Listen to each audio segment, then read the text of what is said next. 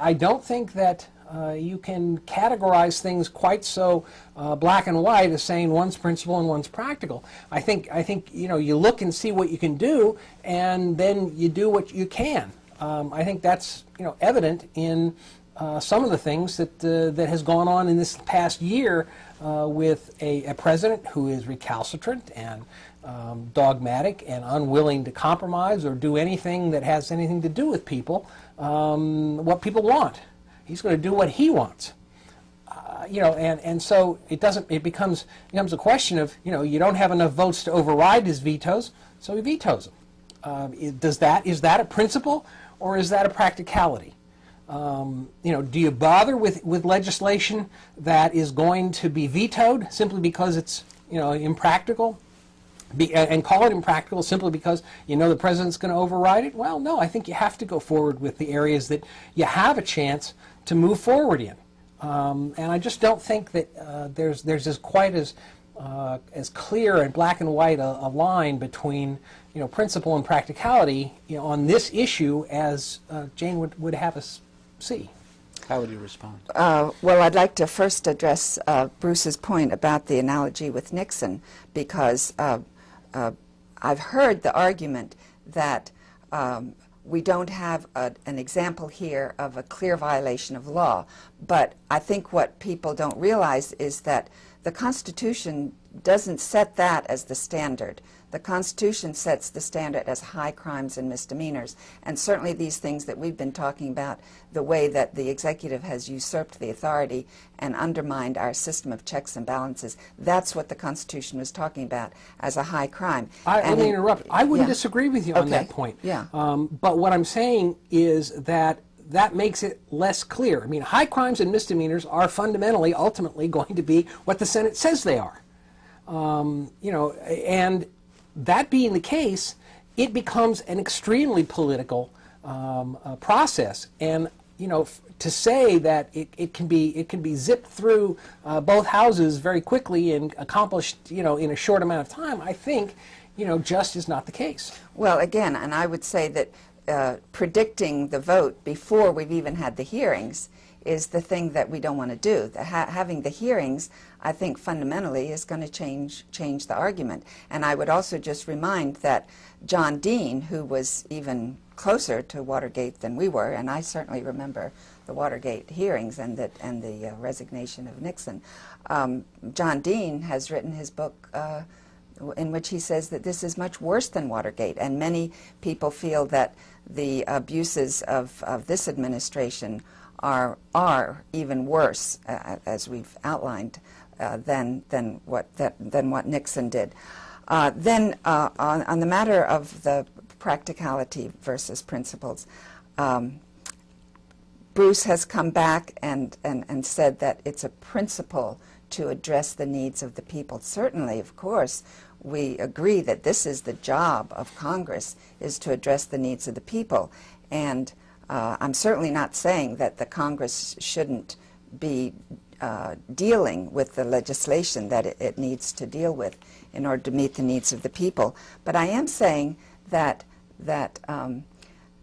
in fact, one of the things that I really believe most dearly is that impeachment is going to be the way to get some of this stuff done.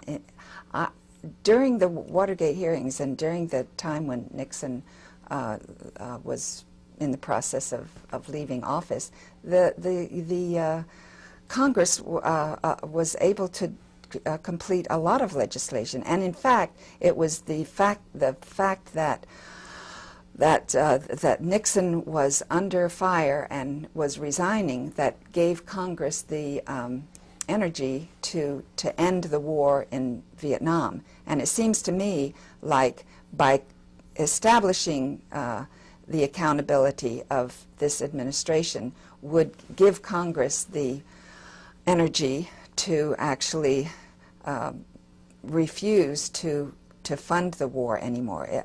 I see impeachment as an important element in ending this war. I'm very much, some of my major activities are trying to bring an end to this war, and I see impeachment as a tool for that.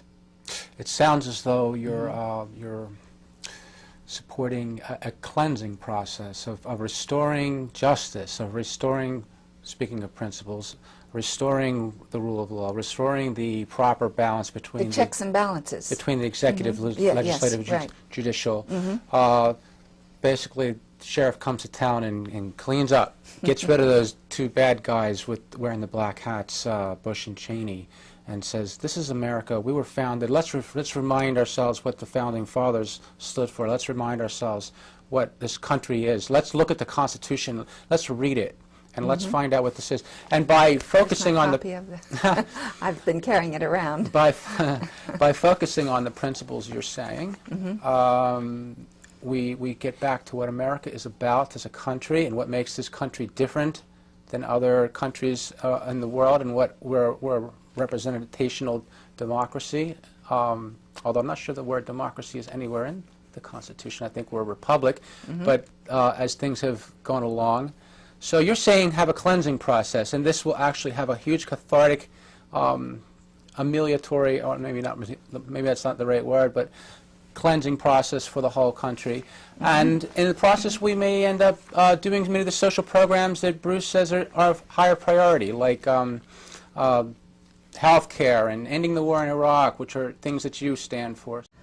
Again, like I said at the beginning, the only oath that our elected officials swear, the only thing that they swear to defend is the Constitution. And when the Constitution is, our constitutional form of government, of checks and balances, is under the threat that it is today, I would say this is not a primarily political thing. This strikes at the core of our democracy, at the core of our republic, and there is no principle more important than the principle of reestablishing our system of checks and balances. Okay, so what precedents have they set?